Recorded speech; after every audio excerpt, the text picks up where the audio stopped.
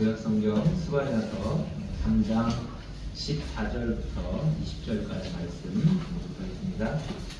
스바냐서 3장 14절입니다. 시온에 따라 노래할지어다. 이스라엘아 기쁘게 부를지어다. 예루살렘 따라 전심으로 기뻐하며 즐거워할지어다. 여호와가 내 형벌을 제거하였고 내 원수를 쫓아냈으며 이스라엘 왕 여호와가 내 가운데 계시니 내가 다시는 화를 당할까 두려워하지 아니할 것이다. 그날의 사람이 예루살렘의 일을 두려워하지 말라. 시온아 내 손을 늘어뜨리지 말라. 너의 하나님 여호와가 너의 가운데 계시니 그는 구원을 베푸실 전능자시다. 그가 너로 말미암아 기쁨을 이기지 못하시며 너를 잠잠히 사랑하시며 너로 말미암아 즐거이 부르며 기뻐하시리라 하리라. 내가 절기로 말미암아 근심하는 자들을 모으리니 그들은 내게 속한 자라. 그들에게 지워진 짐이 치욕이 그런 자라. 그때 내가 너를 괴롭게 하는 자를 다 벌하고 저는 자를 구원하며 쫓겨난 자를 모으며 온 세상에서 수욕하는 자에게 칭찬과 명성을 얻게 하리라. 내가 그때 너희를 이끌고 그때 너희를 모을지라. 내가 너희 목전에서 너희의 사로잡힘을 돌이킬 때에 너희에게 천하 만민 가운데서 명성과 칭찬을 얻게 하리라. 여호와의 말이라. 스바냐서는 우리가 읽은 본문에 나오는 17절 말씀이 찬양의 가사가 되어서 널리 알려진 그런 찬양이기 때문에 스바냐서 하면 이렇게 3장 17절이 떠오를 것 같습니다. 이 3장 17절은 되게 특별한 말씀이다라는 생각이 듭니다. 하나님께서 우리를 향해서 어떤 표정과 어떤 마음을 갖고 계시는지를 비교적 상세하게 설명한 말씀입니다. 그 구절이죠. 성경에 하나님께서 우리 사람을 향해서 어떤 이 14절부터 나오는 14절에서 15절을 보면 시온의 딸 이스라엘이 하나님께 예배하는 경배하는 모습이 나와 있고 그 경배를 받으신 하나님이 어떤 반응을 보이시는지를 아주 구체적으로 설명한 그런 독특한 구절입니다. 하나님께서 어떤 반응을 보이시는지 이런 것들을 이렇게 구체적으로 표현하는 데가 그렇게 많지 않습니다. 그래서 우리에게 익숙한 스바냐서 3장 17절이 있는데 지금 우리가 말씀을 보면 스바냐서의 전체적인 내용은 어떤 내용이라고 생각을 하시게 될까요? 아마 우리가 3장 17절만 생각하면 이 스바냐서가 대단히 좀 긍정적인 모습을 많이 띠고 있는 그런 선지서가 아닐까라고 생각을 하실 수도 있지만 우리가 읽은 본문만 보면 그래요. 그런데 스바냐서는 되게 배경을 보면 되게 어두운 배경을 갖고 있고 메시지도 되게 엄중한 심판의 메시지를 담고 있는 선지서입니다. 1장 스바냐서 1장 1절을 보면 아몬의 아들 유다왕 요시아의 시대에 스바냐에게 임한 여호와의 말씀이라. 스바냐는 히스기야의 현손이요 아마리아의 증손이요 그다라의 손자요 구시의 아들이었더라. 이 스바냐 선지자가 하나님의 말씀을 전한 이 시기는 아몬의 아들 유다왕 요시야 때입니다. 그래서 이 스바냐서는 이 요시야 왕과 뗄래야 뗄 수 없는 그런 관계가 있습니다. 이때의 상황, 이 요시야가 8살에 왕이 됩니다. 8살에 왕이 됐다는 게 참 믿기지 않지만 8살에 왕이 됩니다. 이 아주 어린 아이가 왕이 됐는데 그 당시에 이스라엘의 상황은 어떠했느냐? 그 요시아의 아버지가 아몬이라는 사람이 2년 동안 왕노릇을 했습니다.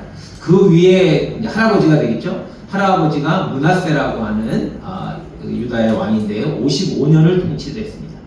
그 위에 증조 할아버지죠. 증조 할아버지가 히스기야 왕입니다.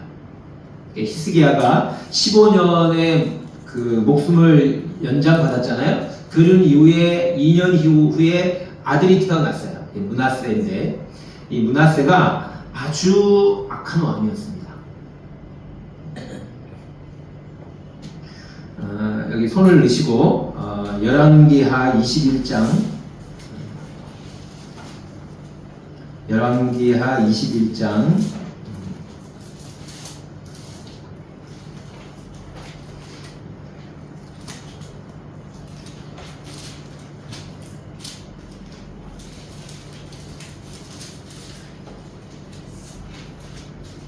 21장에 보면 이제 그 므낫세 왕이 어떤 일을 했는지를 자세히 설명하고 있는데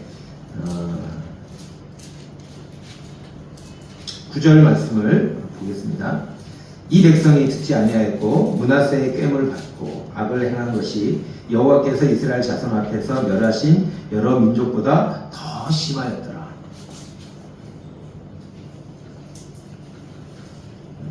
그래서 이제 하나님께서 어떻게 하시기로 하셨냐면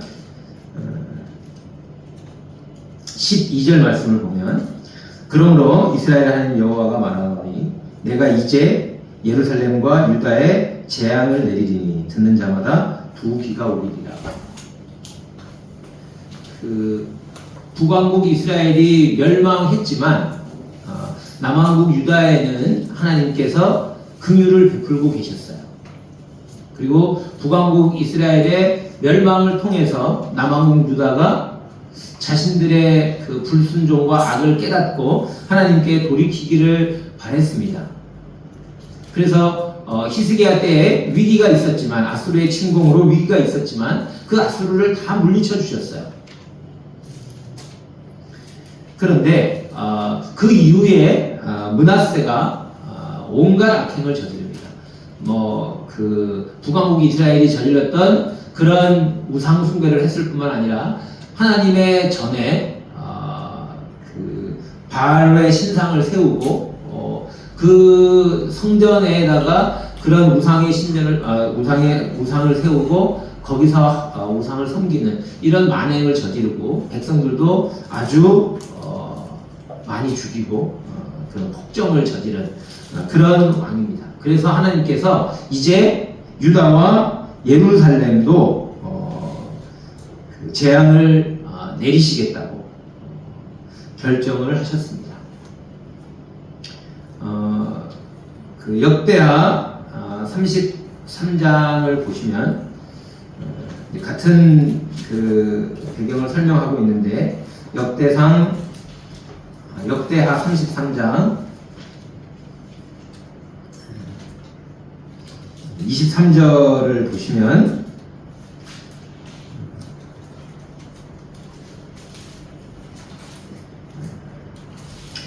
이 아몬이 그의 아버지 므낫세가 스스로 겸손함 같이 여기에 이제 므낫세가 워낙 악을 행하니까 하나님께서 므낫세를 아수르에게 잡혀가게 하십니다. 그랬다가 다시 돌아오게 해주세요. 그 사건을 통해서 므낫세가 크게 깨닫고요. 그 다음에 겸손하게 하나님 앞에 간구를 합니다. 그게 이제 나타나 있는데 그 아들 아몬은 어땠냐면 그래서 므낫세가 스스로 겸손함 같이 여호와 앞에서 스스로 겸손하지 아니하고 더욱 범죄하니. 그러니까 므낫세도 악한 왕이었고 그의 아들 아몬이 여기 표현대로 하면 더욱 범죄했어요. 그때 요시야가 왕이 된 겁니다.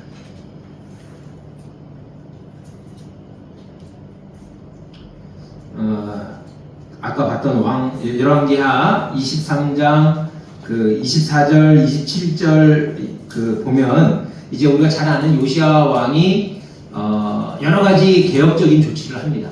그래서 하나님께서 뭐라고 말씀하셨냐면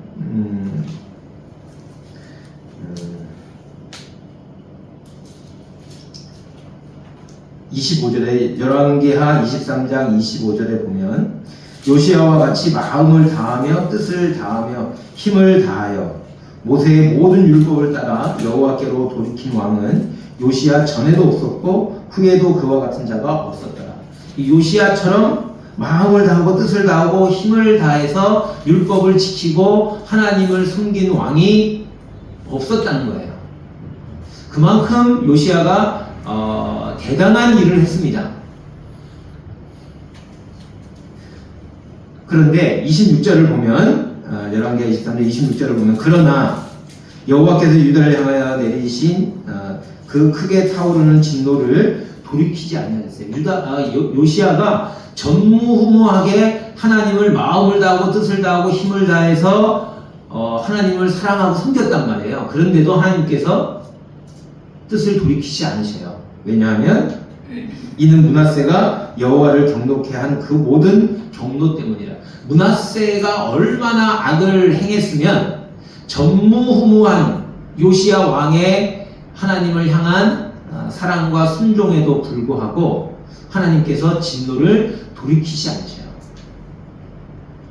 유다에게 재앙을 내리기로 하셨던 그 마음을 돌이키지 않습니다. 우리가 성경에서 많은 장면에서 봤지만 하나님께서 그 돌이키고 하나님께로 돌이키는 한 사람 때문에 그 품으셨던 진노를 쏟지 않으시는 그런 장면들이 많이 있는데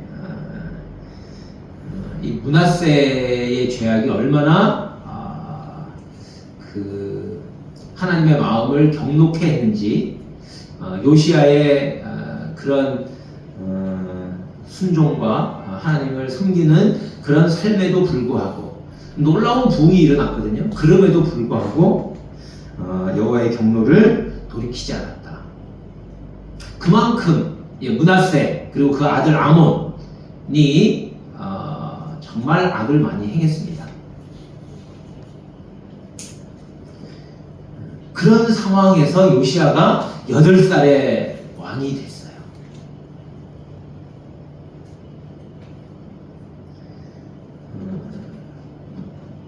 그 요시야가 이제 왕이 되었을 때 스바냐가 그 요시야 왕에게 하나님의 말씀을 증거하게 됩니다. 물론 이스라엘 전체에게 말했겠지만 이제 스바냐와 비슷한 시기에 하나님의 말씀을 전했던 선지자가 예레미야입니다. 예레미야는 요시야 왕 13년에 말씀을 처음 받고, 그러니까 8살의 왕이가 됐으니까 요시야 왕 13년이면 요시야 왕이 21살 됐을 때죠. 그때 이제 예레미야가 처음 말씀을 선포합니다. 그런데 이 예레미야보다 조금 일찍 스바냐가 특별히 이 요시야 왕을 향해서 이렇게 메시지를 전했다고 생각이 됩니다. 그렇게 생각하시는 분들이 있어요. 그러니까 이 스바냐가 여기 지금 스바냐서 1장 1절에 보면 요시야 시대에 하나님의 말씀을 선포했는데 그 요시야 시대가 언제냐?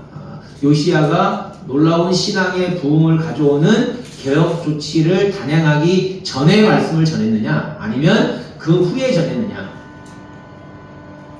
그 후에 전했다면 요시야의 그 부흥을 이끄는 개혁 조치에도 불구하고 이 스바냐의 메시지를 보면 그 스바냐서 1장 2절에 나오는데 여호와께서 이르시되 내가 땅 위에서 모든 것을 진멸하리라. 우리가 이사야서를 공부하면서 땅에 대한 심판, 온 땅에 대한 심판을 말씀하셨는데 그 이사야보다 뒤에 말씀을 드린 스바냐에게서도 동일한 말씀이 있습니다. 내가 땅 위에서 모든 것을 진멸하리라. 노아의 홍수를 연상케 하는 3절에 보면 내가 사람과 짐승을 진멸하고 공중의 새와 바다의 고기와 거치게 하는 것과 악인들을 아울러 진멸할 것이다. 내가 사람을 땅 위에서 멸절하리라. 나 여호와의 말이니라. 노아의 홍수 때 죄악이 관영해서 하나님이 더 이상 두고 볼 수 없어서 온 세상을 심판하시는 것처럼 세상을 심판하시겠다고 말씀을 하시고 있습니다. 만약에 이게 이제 요시야 왕의 개혁 조치 이후에 스바냐가 메시지를 전했다면 요시야 왕의 개혁 조치가 실패했다는 거죠. 그냥 겉모습으로 약간 놀라운 일들을 하긴 했는데 그냥 그게 진실한 그 부흥이 아니었다 이렇게 결론을 내릴 수도 있는데 일반적으로 많은 분들은 이 스바냐가 요시야 왕이 개혁 조치를 하기 전에 이 스바냐가 말씀을 전했다고 생각을 하고 저도 그렇게 분별을 하고 이해를 하게 됩니다. 요시야 왕이 8살 때 왕이 됐는데요. 그가 왕이 됐을 때 이스라엘의 영적인 형편이 어땠는가를 말씀을 드렸잖아요. 그 상황에서 요시야 왕이 8살 때 왕이 된 다음에 이제 역대하 34장 3절을 보면 요시야 8년에 그러니까 요시야 왕이 16살이 될 때죠. 그때 그 조상 다윗의 하나님을 비로소 구하고 역대하 34장 3절 말씀에 그렇게 기록을 하고 있습니다. 그러니까 8살에 왕이 됐는데 그 후에 8년 후에 그 조상 다윗의 하나님을 비로소 구했어요. 그리고 요시야 왕 12년에 유다와 예루살렘을 비로소 정결케 합니다. 유다와 예루살렘의 그 성전과 그 예루살렘에 가득했던 우상들, 그의 아버지와 그의 할아버지가 세워놓았던 우상들을 다 허물고요. 여기만 끝난 게 아니라 유다 온 땅의 우상들을 다 제거하고 여기서 끝난 게 아니라 북왕국 이스라엘 땅까지 가서 여로보암이 그 베델과 단에 단을 쌓았잖아요. 근데 그때 거기서 새겨놨던 그 우상들도 다 회파를 하고 여로보암이 북왕국 이스라엘의 첫 왕인 여로보암이 단과 베델에 그 우상을 세우고 베델에서 그 제사를 드릴 때 유다의 한 늙은 선지자가 와가지고 이 제단이 깨트려지고 그 위에 제사장들이 불살라질 거라고 하는 예언을 했던 사건이 있었습니다. 그 선지자가 돌아가는 길에 그 북왕국의 이스라엘 선지자가 자기도 하나님께 말씀을 받았다 이렇게 속여가지고 그 집에 데려가가지고 이렇게 음식을 먹게 하는 바람에 이 사람이 거기서 죽임을 당하고 이런 사건들이 기록되어 있는 것을 기억하실 겁니다. 그걸 다 행합니다. 이 요시야가.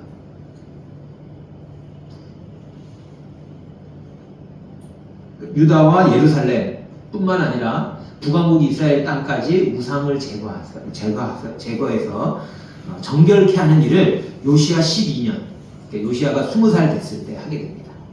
그리고 요시야 18년, 그러니까 요시야가 26살 됐을 때죠. 성전을 수리하게 되고 그 과정에서 율법책을 발견하게 됩니다. 그리고 그 율법책을 백성들에게 일으켜 들리고 그 율법에 기록된 대로 하나님께서 이스라엘을 심판하실 거라고 하는 말씀을 듣고 옷을 찢고 통회하는 그런 모습들이 나타나게 됩니다. 그리고 요시야 왕 18년에 6월절을 지킵니다. 6월절을 이스라엘 하나님께서 출애굽할 때 6월절을 말씀하셨지만 그 이후에 6월절을 지키지 못했습니다. 사사시대 그를 거쳐서 요시야 왕이 올 때까지 이 6월절을 제대로 지키지 못했던 것 같아요. 근데 이 요시야가 6월절을 지킵니다.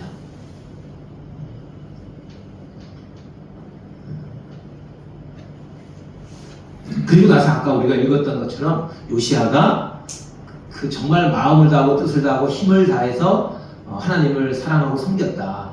요시야 같은 왕은 전에도 없었고 후에도 없었다. 라고 하는 말씀이 기록이 되게 됩니다. 요시야가 어떻게 이런 놀라운 부흥을 할 수 있었을까? 스바냐의 이 메시지에 대한 반응이었다. 스바냐가 이 메시지를 전함으로 인해서 요시야가 비로소 그 영적으로 암울했던 그 시기에 하나님을 바라보게 되고 하나님을 구하게 되고 그것을 통해서 그와 같은 놀라운 그 부흥을 이끄는 일을 했다라고 분별하는 것이 자연스러운 분별이라고 생각이 됩니다. 자, 어쨌든 요시야가 처음에 왕이 됐을 때 8살에 왕이 됐는데 암울했어요. 영적으로. 그리고 하나님은 이미 유다와 예루살렘에 재앙을 내리기로 결정하셨습니다. 그 결정은 우리가 아까 읽어본 대로 요시야가 엄청나게 많은 그런 순종과 하나님을 기쁘시게 하는 일을 했을지라도 돌이키지 않을 만큼 확정적이었습니다. 이미 하나님은 뜻을 정하셨어요. 그래서 그 이후에 예레미야의 메시지는 뭐 돌아오라 이런 메시지보다는 오히려 바벨론에 항복하라예요. 심판을 받아들여라. 심판을 당하는 것이 하나님의 뜻이다.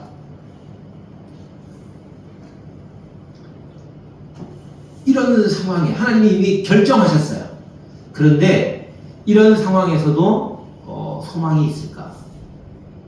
이런 이스라엘에게 다시 기회가 있을까? 다시 부흥이 있을 수 있을까? 하나님이 이미 재앙을 내리기를 결정했는데요. 그 히스기야는 어떻게 했냐? 히스기야가 되게 이제 잘하는 일들이 많잖아요. 훌륭한 일들을 많이 해서 일반적으로는 선한 왕으로 알려져 있는데 그가 노년에 이제 그 15년을 더 연장받은 이후에 바벨론에서 사자가 오잖아요. 그리고 왕국에 있는 모든 것들을 다 보여주고 막 자랑하잖아요. 그때 하나님께서 네가 다 보여주고 자랑했느냐? 네가 보여주고 자랑했던 그것들을 전부 다 바벨론이 다 가져갈 거다. 그리고 바벨론의 포로가 될 거다.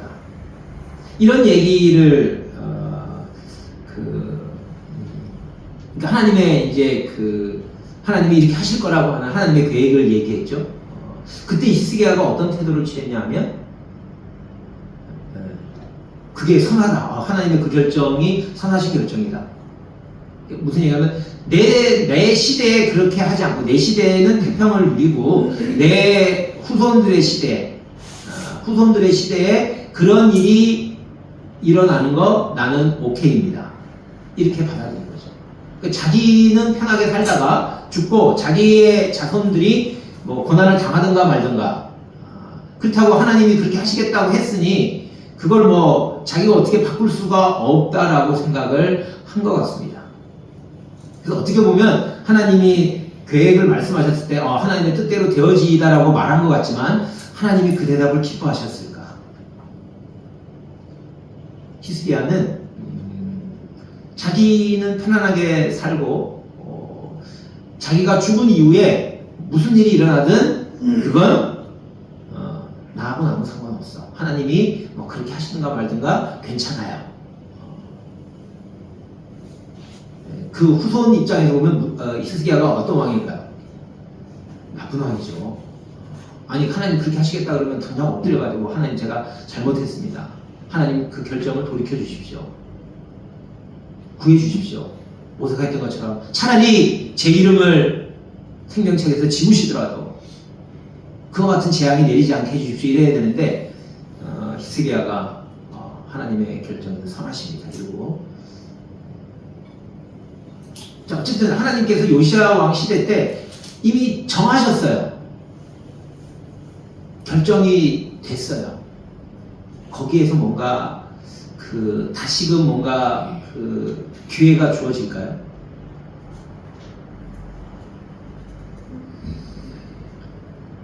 그때 스바냐에게 하나님의 말씀이 임했습니다. 하나님의 말씀이 임했다는 건 뭘까요? 다시 기회가 있다는 거예요. 다시 일어날 수 있다. 정말 절망의 시대예요. 요시야가 왕이 됐을 때는 이스라엘에게 뭐 소망을 기대할 수 없는, 하나님께서도 이미 두 손을 다 들었어요. 그런 상황에서도 소망이 있다. 왜냐하면 하나님이 말씀하고 계시거든요. 그 말씀이 스바냐입니다. 이 말씀을 요시야가 들었어요.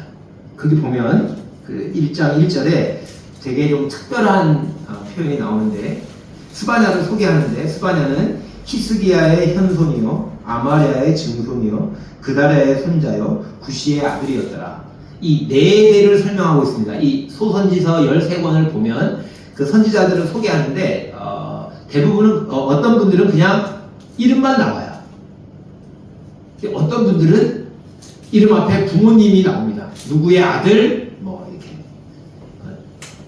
대부분 어디 사람 이렇게 표현되고 그냥 나오면 부모 이름 정도 나오고 아니면 그냥 선지자 이름만 나와요. 요나에게 임한 그건 아미떼의 아들이라고 나와 있죠. 하박국에게 임한 말씀이라 이렇게 이름만 나와요. 그런데 아주 특이하게도 스바냐에게는 네 대를 설명해서 이렇게 하는 사람이 없습니다. 스바냐가 유일합니다.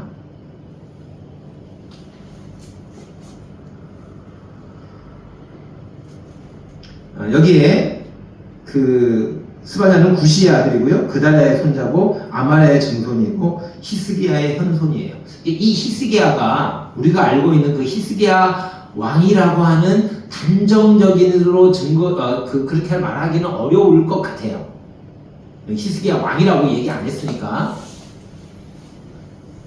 그런데 스바냐를 소개하면서 굳이 히스기야라고 하는 이 4대까지 올라가서 설명하는 이 특별한 케이스이거든요. 보통 이렇게 4대를 잘 말하지 않습니다.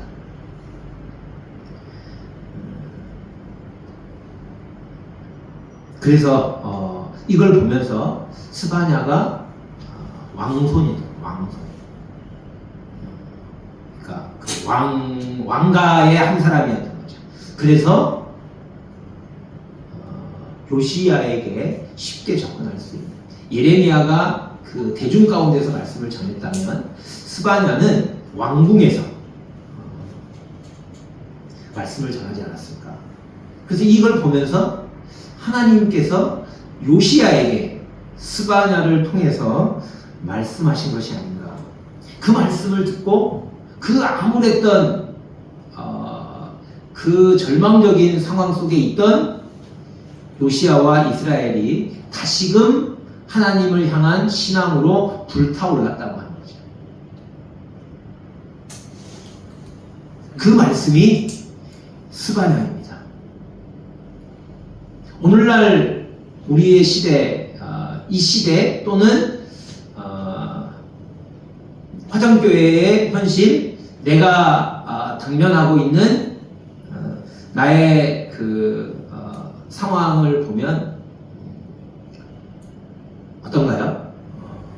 뭔가 앞으로 하나님께서 나를 통해서 큰 일을 일으키실 것 같은 그런 막 기대가 되는 화정교회를 통해서, 우리나라를 통해서,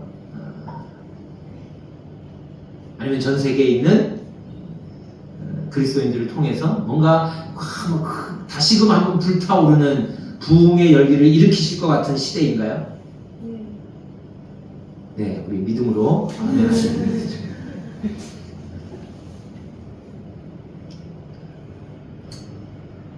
그런데 점점 더 어두워져 가고 다시 부흥의 불길이 일어날 수 있을까?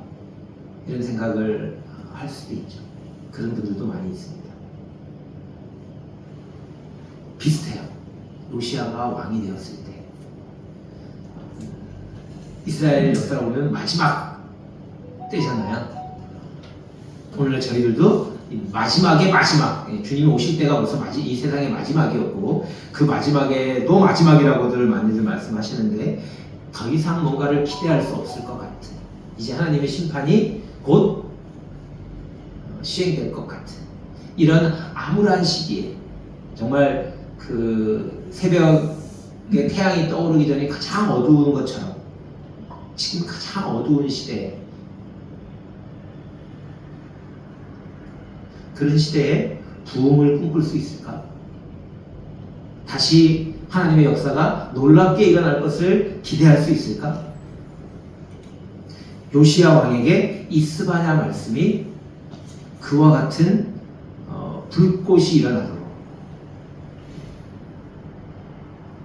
여호와를 구하고 예루살렘을 정결케 하고 율법을 하나님의 말씀 앞에 나아가고 그리고 예배가 회복되고 유월절을 지키는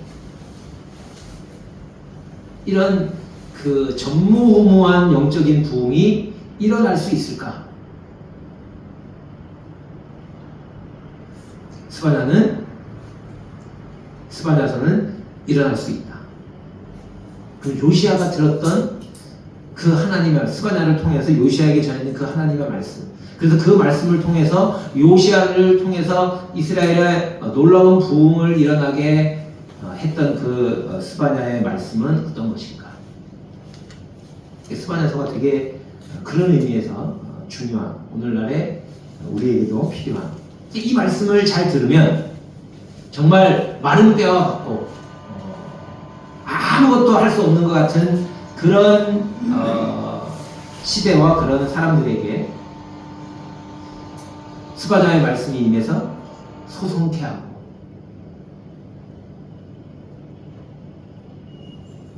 정말 그 전에도 없었고 그 후에도 없었고 마음을 다하고 뜻을 다하고 힘을 다하여 하나님을 사랑하고 섬겼던 이와 같은 부흥이 일어날 수 있다. 그래서 이 스바냐서에서 하나님께서 스바냐를 통해서 요시아에게 했던 말씀이 어떤 말씀일까? 그 말씀을 요시아가 듣고 그런 부흥을 일으켰다면 오늘날 우리도 이 스바냐 말씀을 읽고 그와 같은 부흥을 기대할 수 있다.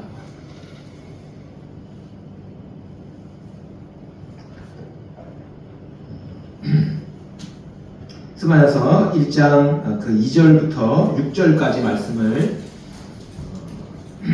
보면 여호와께서 이르시되 내가 땅 위에서 모든 것을 진멸하리라. 내가 사람과 짐승을 진멸하고 공중의 새와 바다의 고기와 거치게 하는 것과 악인들을 아울러 진멸할 것이다. 내가 사람을 땅 위에서 멸절하리라. 나 여호와의 말이다. 내가 유다와 예루살렘의 모든 주민들을 위해 손을 펴서 남아있는 바알을 그곳에서 멸절하며 그마림이란 이름과 및 그 제사장들을 아울러 멸절하며 또 지붕에서 하늘의 목별에게 경배하는 자들과 경배하며 여호와께 명세하면서 말감을 가리켜 맹세하는 자들과 여호와를 배반하고 따르지 아니하는 자들과 여호와를 찾지도 아니하며 구하지도 아니하는 자들을 멸절하리라. 2절과 6절 사이에 진멸, 멸절이라는 말이 7번 나옵니다.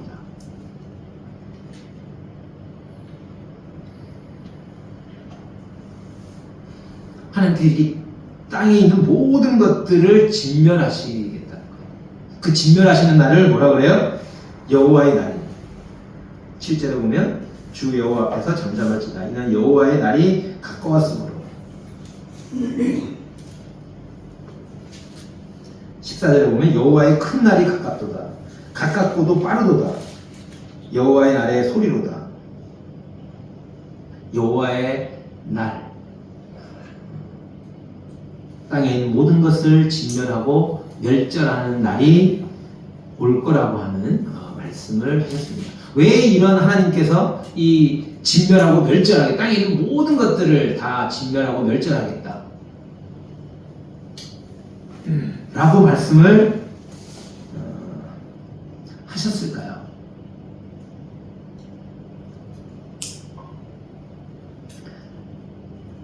(1장 15절) 말씀을 보면 그날은 분노의 날이요 환난과 고통의 날이요 황폐와 패망의 날이요 캄캄하고 어두운 날이요 구름과 흑암의 날이요 나팔을 불어 경고하며 견고한 성읍들을 치며 높은 망대를 치는 날이로다.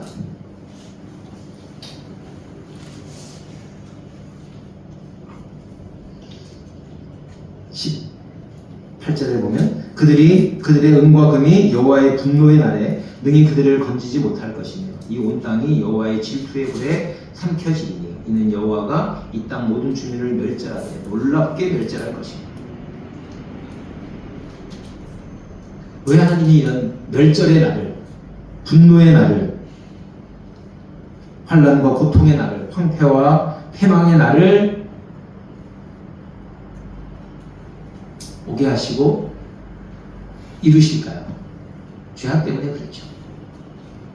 온 세상이 범한 죄악뿐만 아니라 이스라엘이 범한 죄악, 유다와 예루살렘이 범한 죄악들 때문에 그와 같은 심판을 행하실 거라고 하나님께서 말씀을 하시고 있습니다.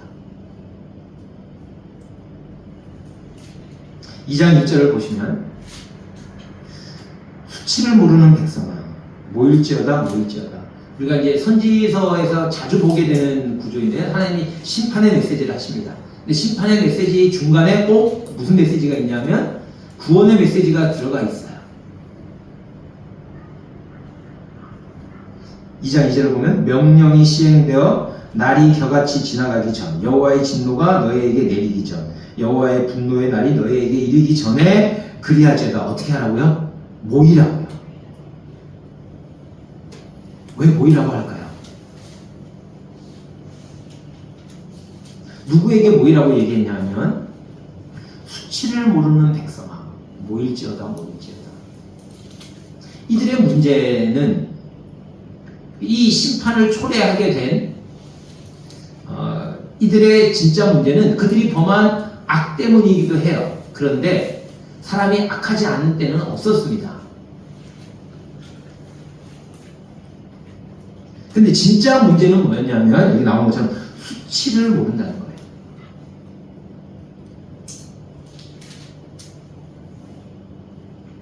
자기가 어떤 죄인인지를 깨닫지를 못한다는 거죠. 그래서 모이라는 거예요. 왜요? 왜 모이라고 했을까요? 수치를 알라고요. 수치를 알아야 되니까. 언제? 여호와의 날이 임하기 전에. 아마 스바냐가 이 말씀을 할 때 아마 목에 힘이 갔을 거예요. 심판의 메시지 1장에서 모든 걸 멸절하는 심판의 메시지를 선포하고 이스라엘에게 수치를 모르는 자들아 수치를 모르는 백성아 모일지어다 모일지어다. 구원의 소식입니다.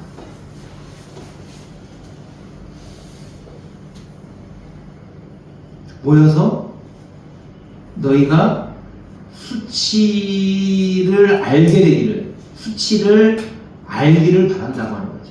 그게 어떻게 표현되어 있냐면 3절에 여호와의 규례를 지키는 세상의 모든 겸손한 자들아 너희는 여호와를 찾으며 공의와 겸손을 구하라. 너희가 혹시 여호와의 분노의 날에 숨김을 얻으리라. 하나님께서 스바냐를 통해서 말씀하시려고 하는 메시지가 뭐였냐면 한마디로 말하면 여기 나온 것처럼 여호와의 분노의 날에 숨김을 얻으리라. 스바냐라고 하는 이름의 뜻이 여호와께서 숨기시다 이런 뜻이래요. 그러니까 이 스바냐라고 하는 이 인물을 택하시고 메시지를 전한 건 스바냐의 이름이 곧 메시지의 핵심 내용이었습니다. 하나님께서 분노의 날에 숨기신다는 거예요. 어떤 사람들을요? 분노의 날에 숨긴다고 하는 건 분노를 당하지 않도록 이렇게 보호하신다는 거죠. 어떤 사람들을요? 여호와의 규례를 지키는 세상의 모든 겸손한 자들아. 어떤 자들이 겸손한 자들인가요? 겸손하게 우리가 겸손하게 행하는 사람들이 겸손한 자들일까요? 어떻게 행하는 게 겸손한 거죠? 이거를 이렇게 하면 겸손하다 이렇게 말할 수 있나요?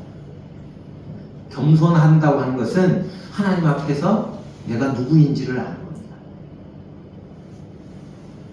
하나님 앞에 자신을 그대로 인정하는 것.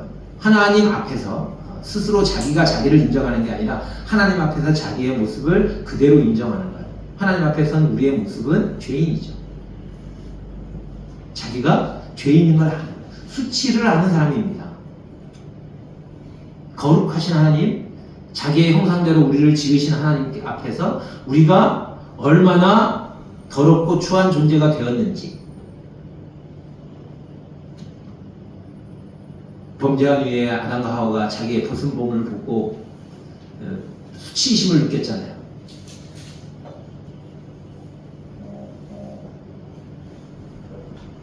그래서 그것은 가리려고 했는데 지금 이스라엘 백성들은 그런 수치를 보고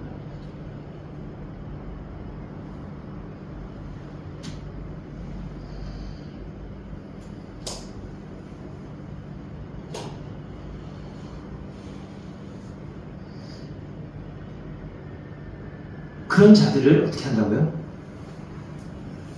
분노의 날에 숨김을 얻으리라. 여기 이제 혹시 여호와의 분노의 날에 숨김을 얻으리라. 이제 이거 혹시라는 말이 제가 뭐 원어를 모르지만 그냥 혹시라고 하는 말은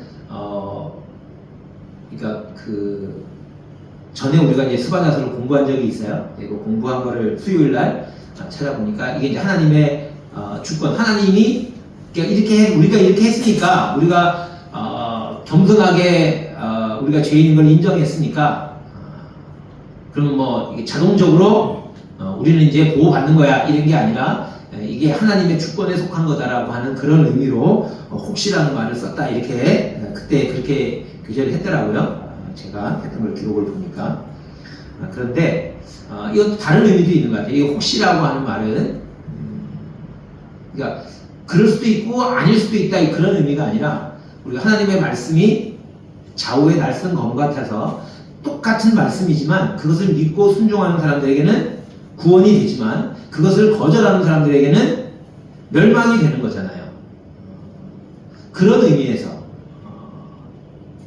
혹시라는 말이 이렇게 그러니까 여기 이 경우에는 하나님의 말씀을 듣고 그 자신이 죄인인 걸 알고 수치를 알고 돌이켰기 때문에 그 반드시 그런 사람들은 분노의 날에 숨김을 얻게 될 거라고 하는 그런 하나님의 약속인 거죠.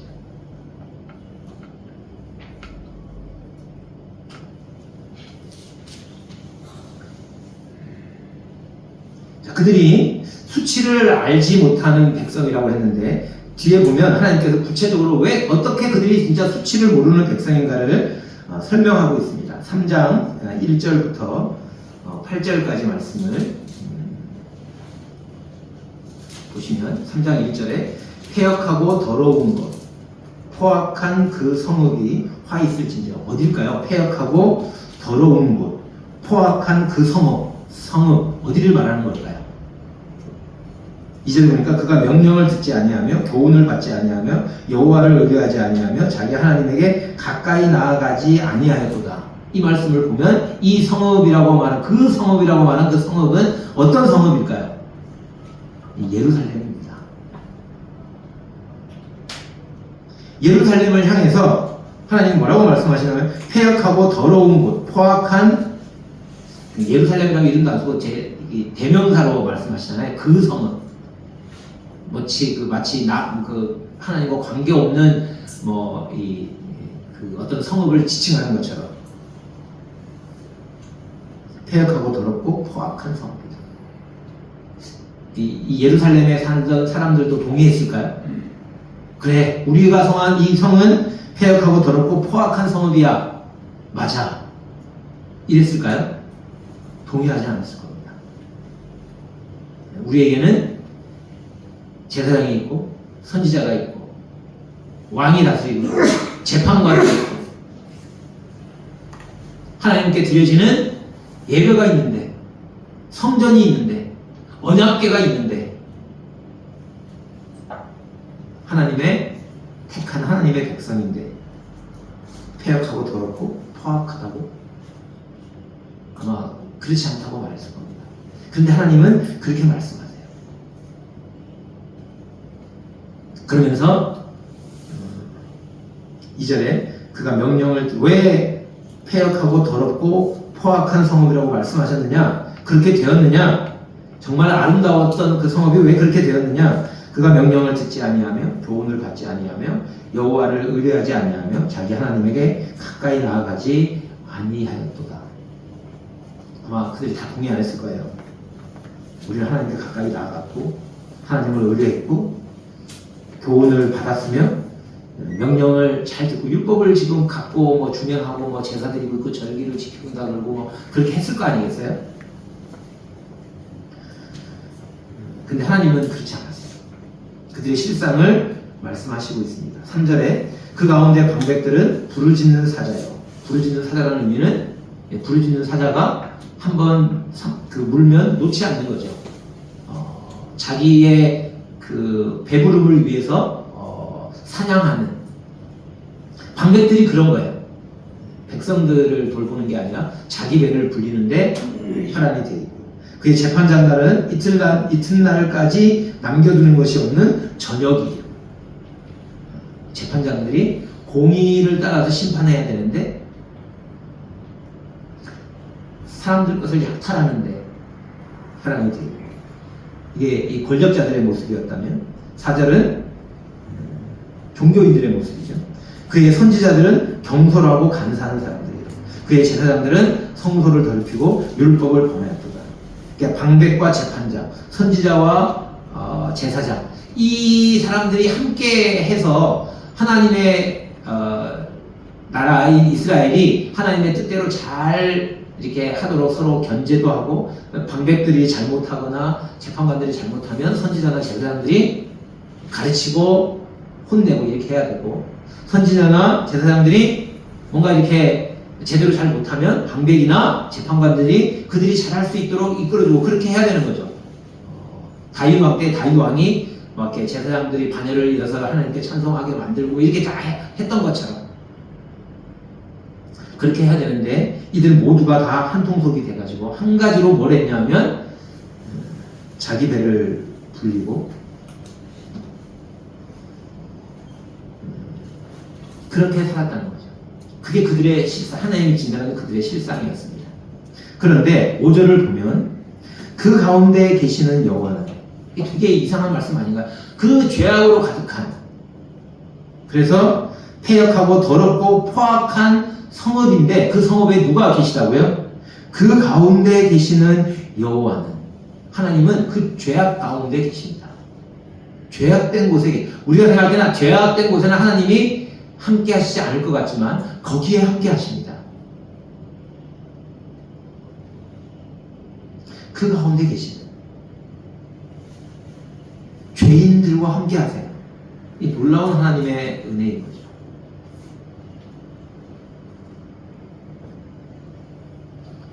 그 가운데 계시는 여호와는 의로우사 불의를 행하지 아니하시고 아침마다 빠짐없이 자기의 공의를 비추시거든. 하나님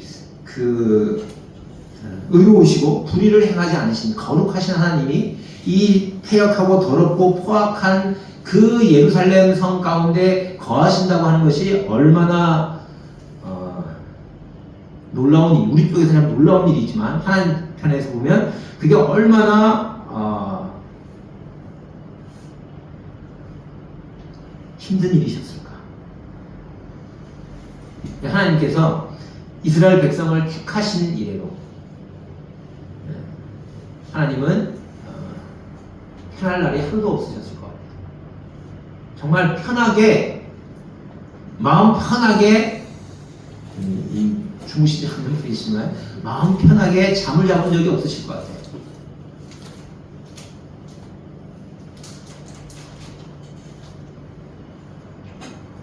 여기 보니까 아침마다 빠짐없이 자기의 공의를 비추세요.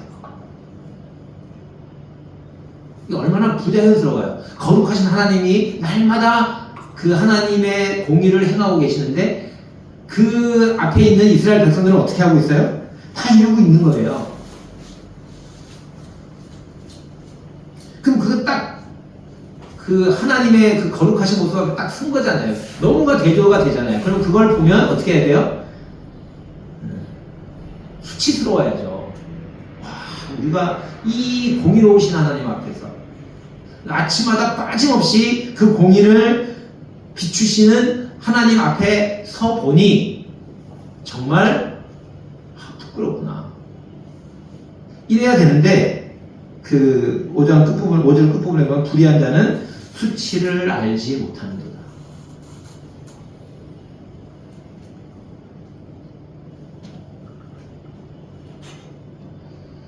그 6절 이하의 말씀은 하나님께서 그 공의를 어떻게 나타내셨느냐? 내가 여러 나라를 끊어버렸으므로 그들의 망대가 파괴되었고 내가 그들의 거리를 비게 하여 지나는 자가 없게 하였으므로 그들의 모든 성읍이 황폐하며 사람이 없으며 거주할 자가 없게 되었느니라. 여러 나라를 끊어버리셨어요.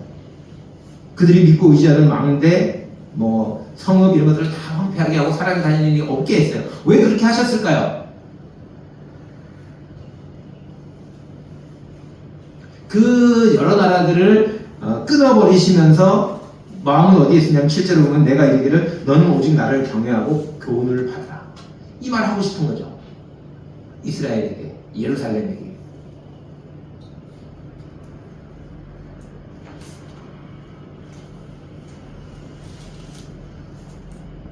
악을 행한 그 여러 나라들을 끊어버리고 그 망대를 헐고 거기에 사람들을 다 그 성읍이 황폐하게 되고 사람이 거할 수 없는 곳이 되게 그런 역사들을 하나님이 하셔서 이스라엘 백성들로 하여금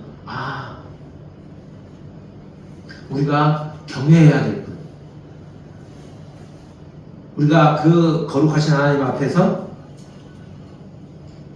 우리의 죄인됨을 인정하고 그 하나님의 말씀을 받고 하나님을 두려워하고 그 하나님의 말씀을 순종하기를 힘쓰는 그런 삶을 살아야 되겠구나 라고 하는 것을 알도록, 그러니까 수치를 알고 순종하는 백성이 되도록 하셨는데, 그러면 그리하면 내가 형벌을 내리기로 정하기는 하였지만 너의 거처가 끊어지지 아니하리라 하였으나, 형벌을 내리기로 정했지만 형벌 가운데서도 너의 거처가 끊어지지 않게 하시겠다고 말씀을 하셨습니다. 그런데도 불구하고 그들이 어떻게 했다고요? 그들이 부지런히 그들의 모든 행위를 더럽게 하느라. 그럼에도 불구하고 그들이 모든 행위를 더럽게 했는다. 어떻게 했냐면 그것도 아주 부지런하게 이렇게 수치를 알지 못합니다.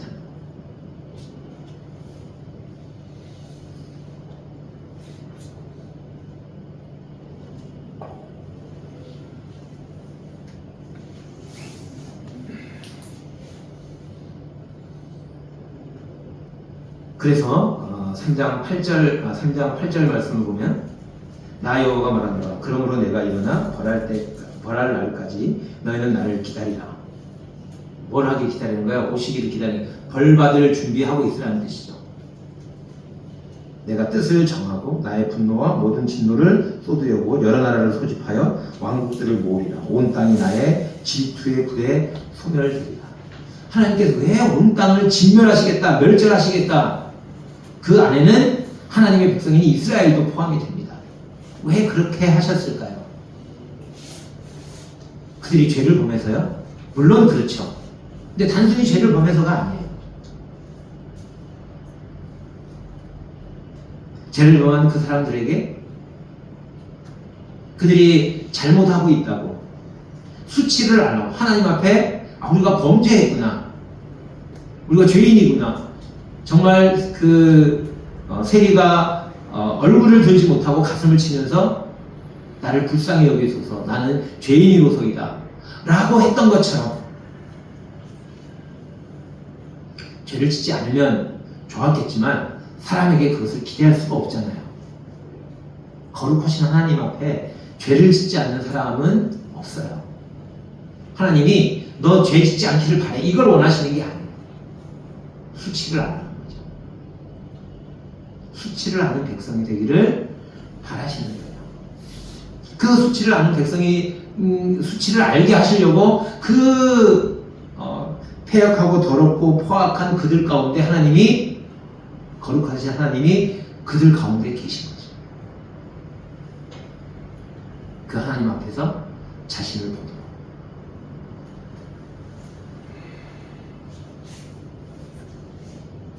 그런데 그걸 끊임없이 빠짐없이 날마다 그렇게 하셨는데도 불구하고 그들이 모든 행위를 더럽게 하는데 그것도 부지런하게,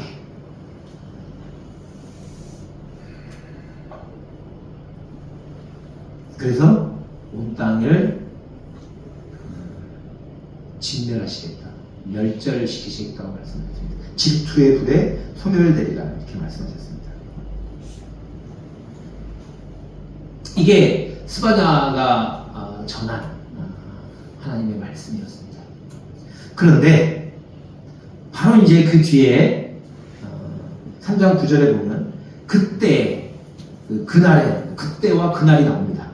그때에 내가 여러 백성의 입술을 깨끗하게 하여 그들이 다 여호와의 이름을 부르며 한 가지로 나를 섬기게 하리니. 지금까지의 메시지, 8절까지의 메시지와 갑자기 분위기가 달라졌잖아요. 여기 다 입술을 깨끗게 하신대요.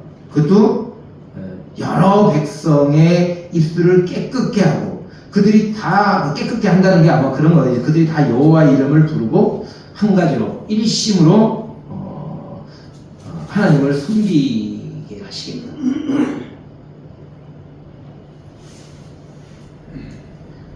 10절을 보면 내게 구하는 백성들 곧 내가 흩은 자의 딸이 구스강 건너편에서부터 예물을 가지고 와서 내게 바칠지라.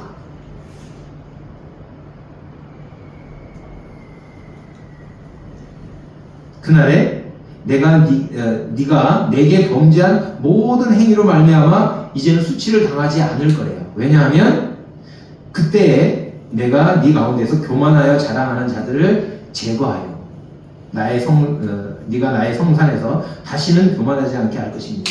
수치를 모르는, 그래서 하나님 앞에 고개를 빳빳이 들고 교만하게 행했던 바리새인처럼 나는 저 세리와 같지 아니하고 이것도 하고 저것도 하고 저것도 하고 서서 하나님 앞에서 고개를 들고 기도했던 바리새인, 반면에 얼굴을 들지 못하고 가슴을 치면서 나는 죄인으로서이가 나를 불쌍히 여겨줘서 달라고 하는 세리.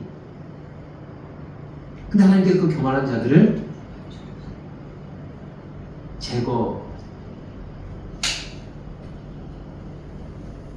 다시는 교만하지 않게.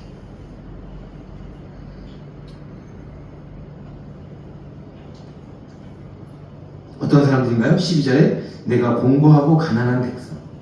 공고하고 가난한 백성.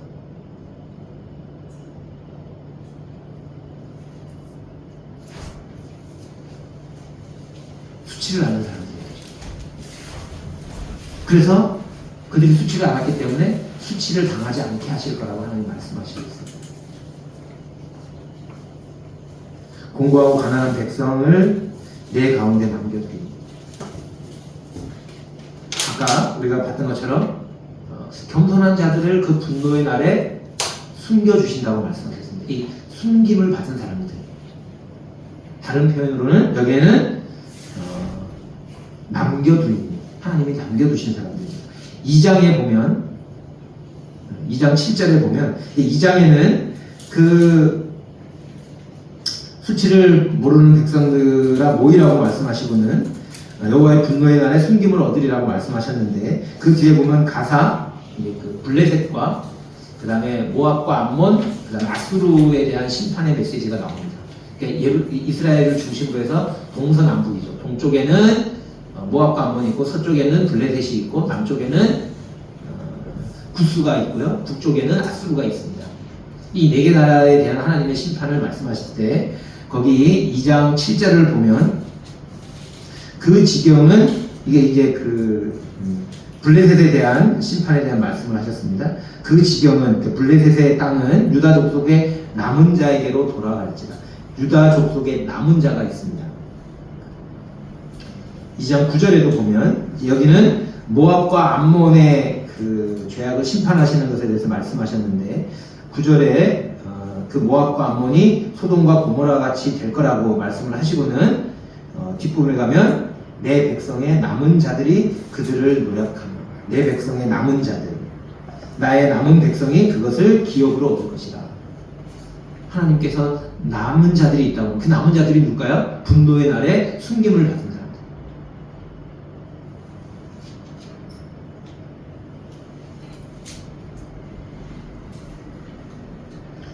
내가 공고하고 가난한 백성을 내 가운데 남겨두니. 3장 12절에 이 남은 자, 선지서에서 계속 나옵니다. 하나님이 심판을 말씀하시고 모든 것을 진멸한다고 말씀하시지만 하나님께서 숨겨주신 사람들이 있습니다. 숨겨주시는 사람들이 있어요. 그 하나님의 질투의 불에 모든 것이 다 소멸되는 그 순간에 하나님께서 숨겨주시는 사람들이 있습니다. 남은 자들입니다. 어떤 자들일까요? 공고하고 가난한 백성.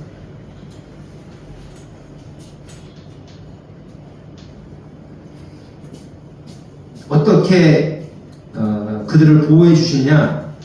이스라엘의 남은 자는 3장 그 13절에 보면 악을 행하지 아니하며 거짓을 말하지 아니하며 입에 거짓된 혀가 없으며 먹고 누울지라도 그들을 두렵게 할 자가 없으며 하나님께서 이렇게 곤고하고 가난한 백성을 보호를 해주신다. 그들이 여호와 이름을 의탁하여 보호를 받는데 어떻게 보호를 받느냐? 악을 행하지 아니하고 거짓을 말하지 아니하고 입에 거짓된 혀가 없으며 먹고 누울지라도 그들을 두렵게 할 자가 없도록 하나님께서 보호를 해주신다. 그날에 하나님께서 하신 일입니다. 그날에 하나님께서 이렇게 하시겠다고 말씀을 하시고 있습니다. 그 앞에 2장 8절 질투의 불에 소멸되리라 이러셨는데 갑자기 그때 이렇게 하시겠다고 말씀을 하시고 있습니다. 도대체 이 극명한 완전히 반전이잖아요. 그 사이에 무슨 일이 있었을까요?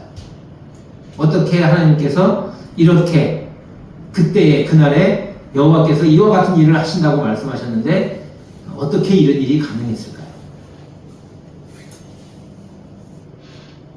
그리스도의 대속을 근거로 해서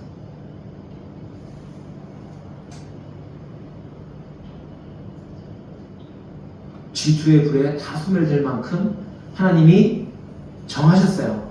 이게 하나님도 이제 손떼기로 하신 거죠. 그랬던 이 백성들이 어떻게 9절 이하에 나온 것처럼 뭐 아무런 설명도 없이 하나님 완전히 그 3장 8절까지 하고 9절 이하는 완전히 다릅니다. 그렇게 하시겠다는 거예요. 도대체 무슨 일이 있었던 거예요? 그 사이에 무슨 일이 있었나요? 그리스도의 대속이 있었습니다. 여기 나와 있지 않지만 하나님의 이런 변화에는 그리스도의 대속이 있었다.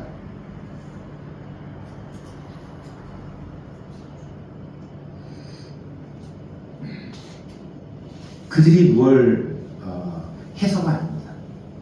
그들이 악을 행하지 아니하고 거짓을 말하지 아니하고 거짓된 혀가 없고 뭐 그렇게 해서 그렇게 하신 게 아니에요.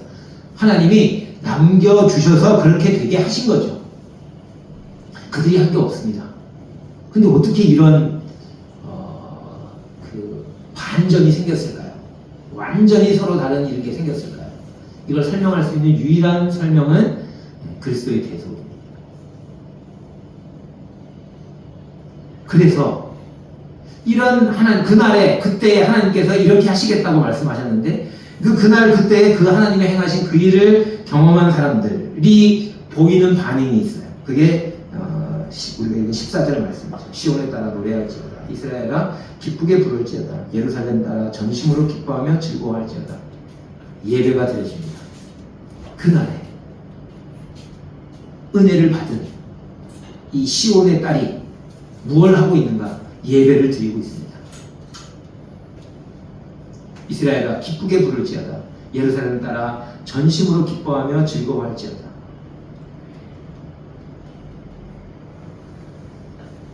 왜 이렇게 즐거워하나요? 왜 이렇게 기뻐하나요?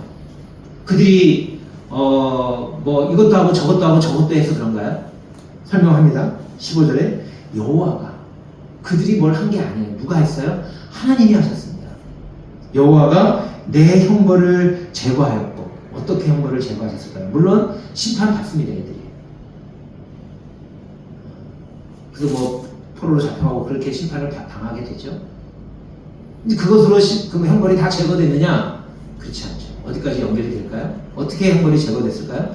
그리스도로 말미암아 내 원수를 쫓아냈으며 이스라엘 왕 여호와가 내 가운데 계시니. 그러니까 이들이 한 게 아니에요. 그들이 왜 기뻐하고 즐거워하느냐 하면 이들이 뭘 해서가 아니에요. 이들이 한 것 때문에 제가 이것도 하고 저것도 해서 정말 기뻐요 즐거워요가 아니라 하나님께서 이렇게 하셨다는 거예요. 신약에 예수님께서 70인의 제자들을 둘씩 보내신 다음에 그들이 돌아와서 보고합니다.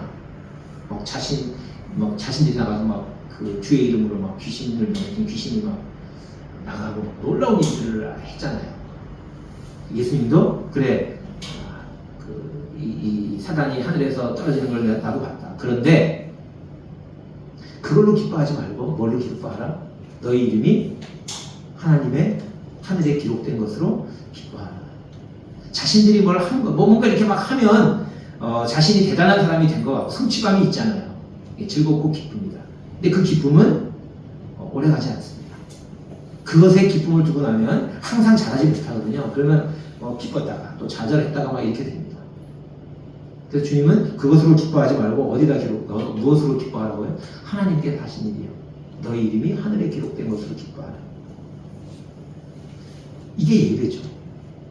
우리가 이렇게 했습니다가 아니라 하나님께서 이렇게 하셨어요.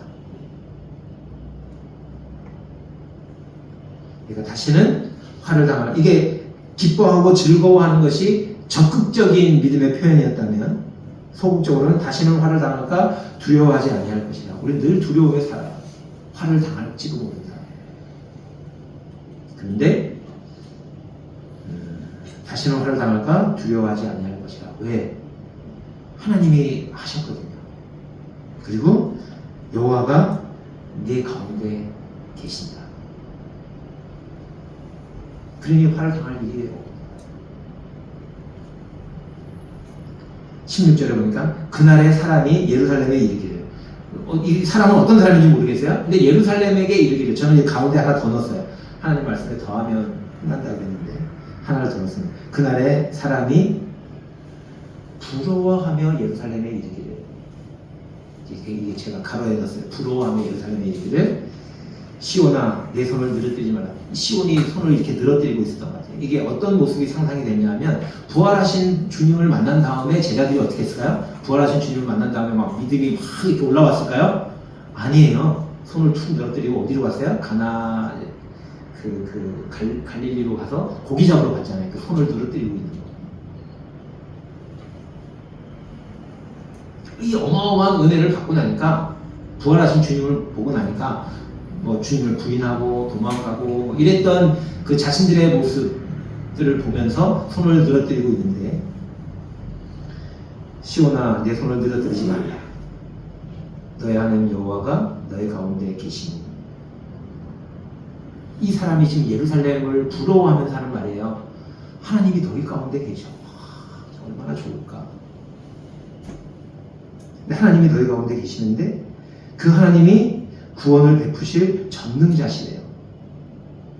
그가 너로 말미암아 기쁨을 이기지 못하시며 너를 잠잠히 사랑하시며 너로 말미암아 즐거이 부르시며 기뻐하시리라 하리라.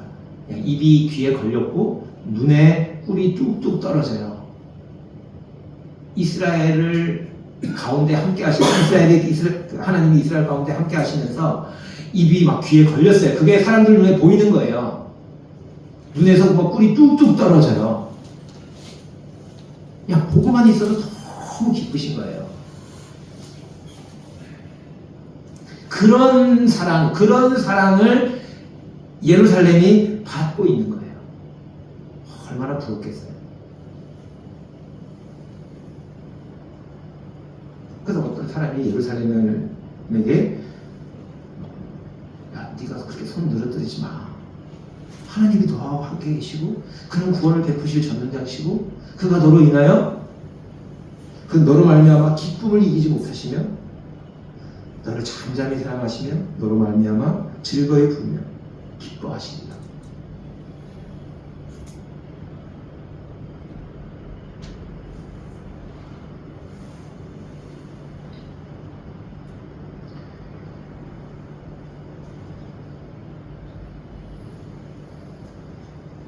네. 18절에 보니까 내가 절기로 말미암아 근심하는 자들을 도우리고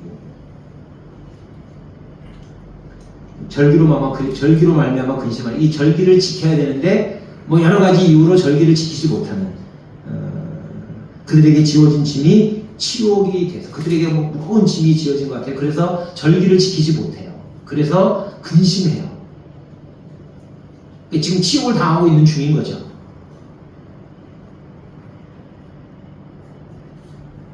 그 절기로 말미암아 근심하는 자들을 어떻게 한다고요? 모으겠다는 거예요.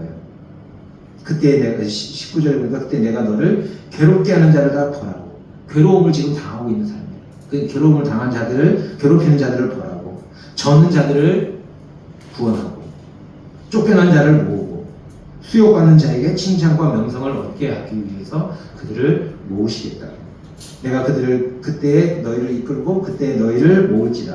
내가 너희 목전에서 너희의 사로잡힘을 돌이킬 때에, 이 사로잡힘을 돌이킬 때가 이스라엘에게 직접적으로 보면 나중에 그 포로에서 돌아오는 것일 수도 있고, 예수 그리스도가 이 땅에 초림하셨을 때를 생각한다면 죄와 사망에서 건짐을 받는 것일 수도 있고, 주님이 재림하셨을 때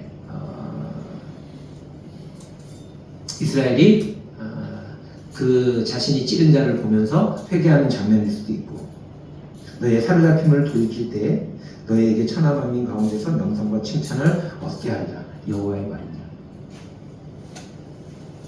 그날과 그때 여호와의 날, 분노의 날이고 모든 걸 진멸하는 날인데, 그날과 그때에 하나님께서 이런 일들을 행하실 거다. 누구에게? 남은 자들에게.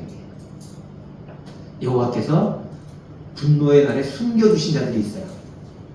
스바냐가 그런 사람입니다. 스바냐의 이름이 하나님께서 숨겨주신 사람. 이 말을 스바냐가 요시야에게 전했어요. 이 말을 듣고 요시야가 어떻게 했을까요? 그 암울했던 시기에 일어나서 하나님을 구하고, 비로소 하나님을 구하고, 비로소 유다와 예루살렘을 정결하게 하고, 성전을 수리하고, 율법책을 발견하고, 유월절을 지키는. 그래서 하나님께서 요시야처럼 마음을 다하고 뜻을 다하고 힘을 다하여 하나님의 말씀을 준행하고 하나님을 섬기고 예배한 자가 전에도 없었고 후에도 없었다. 이런 부흥을 일으켰다. 그 암울한 시기, 그 절망적인 그 시대에 어떻게 요시야와 같은 인물이 일어날 수 있었는가? 스바냐의 이 말씀이 그에게 임했다고 하는 거죠.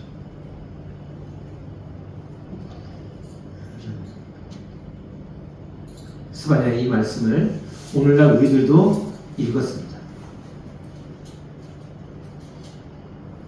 이 말씀을 듣고 요시야는 일어났어요. 그리고 자신이 무엇을 해야 될지, 자신이 해야 할 일들을 했습니다. 할 수 없는 일들은 어떻게 했을까요? 자기가 할 수 없는 일들은 하나님께 맡기고, 자기가 할 수 있는 일들은 최선을 다해서, 정말 마음을 다하고 힘을 다하고 뜻을 다해서, 그때 하나님께서 놀라운 부흥을 허락하셨다고 하는 거죠. 스바냐의 이 말씀이 요시야에게 그와 같은 일들을 하게끔 하는 불꽃이 되었다면, 물론 우리에게도 동일하게 그런 불꽃이 되기를 주님께서 그렇게 이 말씀을 우리 가운데 사용해 주시기를 축원합니다.